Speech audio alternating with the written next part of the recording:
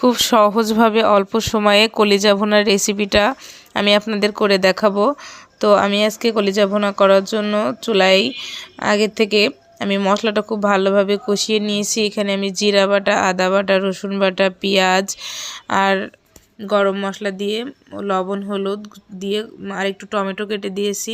দিয়ে মশলাটা খুব ভালোভাবে কষিয়ে নিয়ে আগের থেকে কলিজাটা আমি পানি দিয়ে গরম পানি দিয়ে পরিষ্কার করে রেখেছিলাম। এখন কলিজাগুলো ছোট ছোট পিস আকারে কেটে এখানে আমি কয়েকটা আলু কেটে নিয়েছি।